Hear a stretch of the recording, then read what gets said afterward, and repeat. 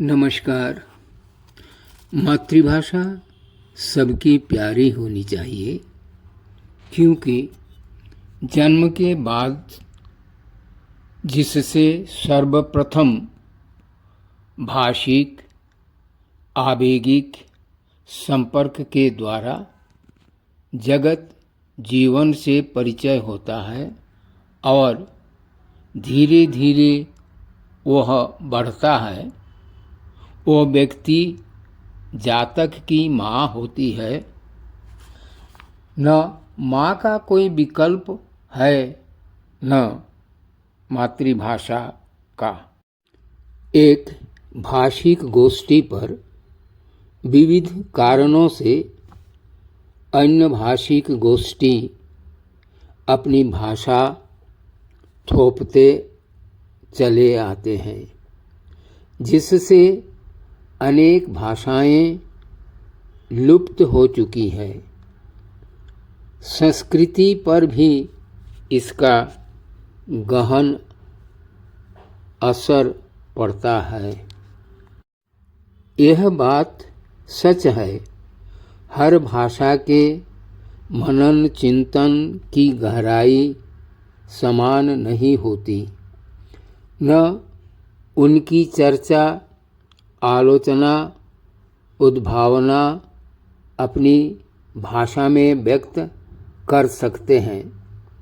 इसलिए ऐश्वर्य संपन्न भाषा दूसरी भाषा पर हावी होती है, उसे ग्रास कर लेती है। कहीं कहीं तो राजनीतिक कारणों से समृद्ध भाषा को भी अपना गौरव खोना पड़ता है। भोजपुरी एक समृद्ध भाषा है, पर है एक बोलचाल की भाषा। मूलतः देवनागरी लिपि ही इसका प्रकाश माध्यम है। हर लेख्य भाषा के अनेक कथ्य भाषाएं रहती हैं। हर कथ्य भाषा के शब्द विन्यास, माधुर्य और गतिशीलता का लय एक सा नहीं होते। मातृभाषा के विकास के नाम पर द्वंद्व मतभेद न हो, यह प्रकृत भाषा प्रेमी से अपेक्षा की जाती है। 21 फरवरी दुनिया भर में लोग अपनी अपनी मातृभाषा दिवस के रूप में मनाएंगे। हम भी मनाने का प्रयास करते हैं। बालार्क का एक विशेष अंक भी हम निकालने जा रहे हैं। आधुनिक भाषा के समक्ष विचरण करने के लिए भोजपुरी भाषा को भी अपनी प्रकाश शैली में कुछ परिवर्तन लाना चाहिए। मातृभाषा जीवित रहे जुग जुग तक। तो आइए आज बराक घाटी के भोजपुरी कविता सुना जाए। भोजपुरी कविता पाठ करने आ रहे हैं बाबुल नारायण कानू, डॉक्टर रीता सिंह, सीमा स्वर्णकार, चंदा वर्मा, सीमा सोनार, वंदना वर्मा, राजकुमारी मिश्रा, सच्चिदानंद सोनार। तो आइए उन्हीं के कंठ से सुना जाए भोजपुरी कविता। नमस्कार। आसाम महान, तीनों ओरिया सागर से घेरल, उत्तर में हिमालय अटल, समूचे जहनवा में हुए अनोखा, हमनी का भारत देश महान। ओही रे देशवा के ईशान कोनवा, बसेला हमारा आसाम। माई कामाख्या शक्ति पीठ जहवा, उ देवी बसेली नीलाचल धाम। ऋषि वशिष्ठ के तपोभूमि पुण्य, वशिष्ठ आश्रम है नाम। हमरा प्रांत हुए सुघर असम। उषा निरुद्ध के विवाह के लेके, कृष्ण बाणासुर में महासंग्राम। जौना के कहेला लोग, पावन अग्नि गढ़ महान। हमरा प्रांत के नाम है असम। जौना भूमि पर ब्रह्मपुत्र बहेलन, जहाँ जन्म लेलन शंकर देव महान। के ना जानेला जयमती के बलिदान, के ना गावेला लाचित के गुणगान। वीर धीर ज्ञानी के अनुसंधान, अनुपम भूमि है हमारा आसाम।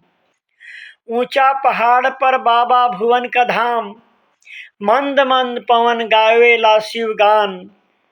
मुनि कपिल बराक के तीर, जप तप से सिद्धि पैलन।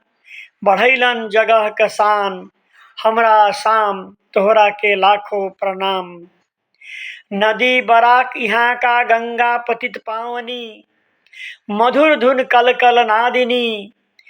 ई धरती पर है हमनी का अभिमान, अप्रतिम मधुर देश है हमारा आसाम। धन्यवाद। नमस्कार, मैं रीता सिंह मातृभाषा दिवस के अवसर पर अपनी मातृभाषा भोजपुरी के प्रति अपना सम्मान और श्रद्धा प्रकट करते हुए एक छोटी सी कविता भोजपुरी में सुना रही हूँ। कविता का नाम है हे मातृभाषा। कविता कुछ इस प्रकार है। हे हमार मातृभाषा, छोड़ तोहके हम दूर न जा सकीला। बेसी देरी तुहें छोड़ न सकीला। रग रग में तू बसल हो, दूसर भाषा बोलत बनावटी लगेला। दिल का बतिया खोल, तोहरे से बोले सकीला। तोहरे सहारे हम सब आगे बढ़ीला। जैसन भी हो तू हम लोगन का पहचान हो। गीत सोहर कजरी के रूप में हर जगह तू छायल बाड़ो। तोहरे में अपनापन औरी मिठास बाय। तोहरी महिमा अपरंपार बाय। तोहरी महिमा अपरंपार बाय। धन्यवाद। नमस्कार, हम सीमा स्वर्णकार भोजपुरी में एगो कविता सुनावत बानी। कविता के नाम बाटे भोजपुरी भाषा हमार। भोजपुरी भाषा हमार खूब सहज है, बहुत सरल है।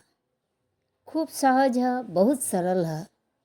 सदियों पुरानी है, हमारी मातृभाषा भोजपुरी है। बहुत सुहावन है, बहुत सुहावन है। ऋषि मुनि ज्ञानी गुणी ई भाषा के बनैलन धनी।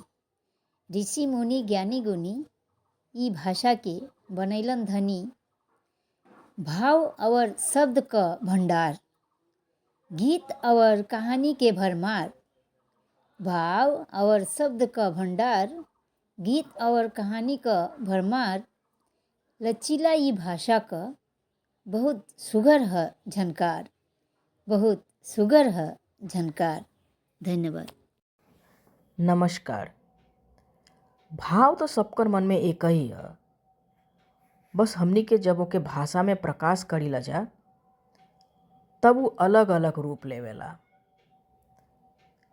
जैसे हम आम के बारे में सोचनी तो हमार साथ दूसरों के मन में आम के लेकर एक ही भाव आई।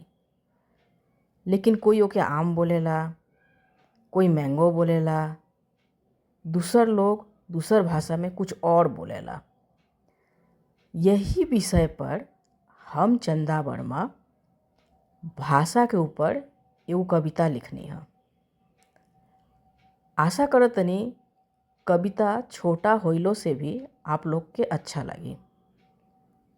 कविता ऐसन बा।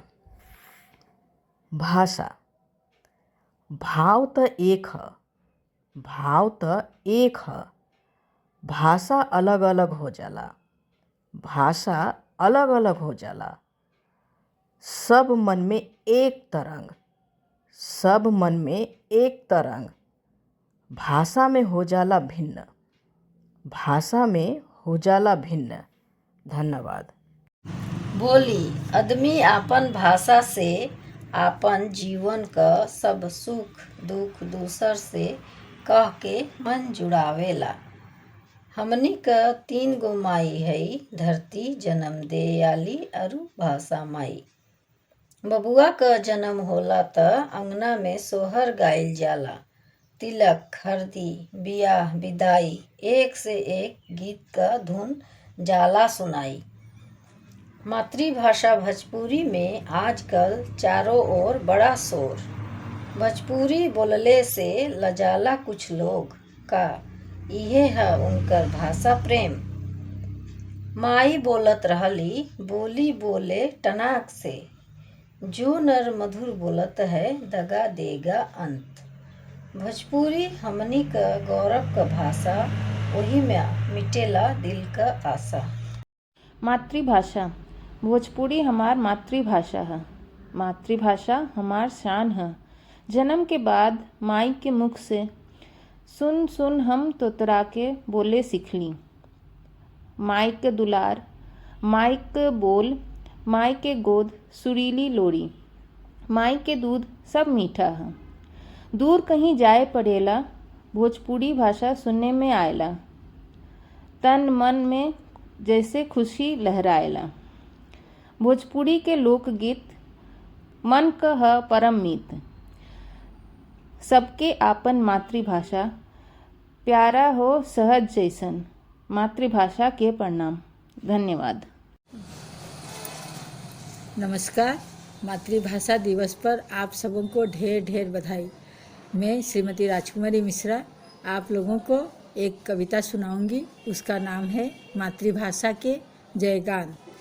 माँ मातृभूमि से जोड़ने वाली, प्रेम सुधा बरसावे वाली, करुणा अमृत छलकावे वाली, हमार मन के बात बतावे वाली, ई है हमार भाषा, हमार आपन भाषा, हमार प्यारा भाषा, हमार मातृभाषा। इनकर कोनो सानी नाही, रूठे मनावे के दूसर कोनो वानी नाही। ई हमार मन के बात जन जन से जोड़े के नात, उन्नति या समृद्धि के साथ आगे बढ़े के हौसला जगावत, राह दिखावत, दीप जलावत, आशा बढ़ावत। मातृभाषा ही तो है, इनकर सम्मान हमें कर ही लागी। मातृभाषा के प्रेम में सूर तुलसी तर गईले, मीरा कबीर रसखान जी इनके आंचल के भर गईले। आपन मातृभाषा के प्रेम में ही त कवि गुरु बनले, रवि कवि गुरु बनले। जब ठोकर लागल मधुसूदन के त आपन मातृभाषा के आंचल में ही स्नेह पइले। मातृभाषा के प्रेम में ही त अशोक जी बराक घाटी के कर्णधार बनले, जिनकर प्रेरणा से न जाने कितना बराक प्रेमी मातृभाषा के रखवार बनले। के कहेला अकेले केहू कुछु नहीं कर सकत, यदि मन में हौसला बा कुछ कर दिखावे के त सामने अशोक बाबू के रखस। फिर उनके आदर्श पर अनगिनत सितारा सामने आई। मातृभाषा के आंचल में अनमोल खजाना भर पाई। नमस्कार।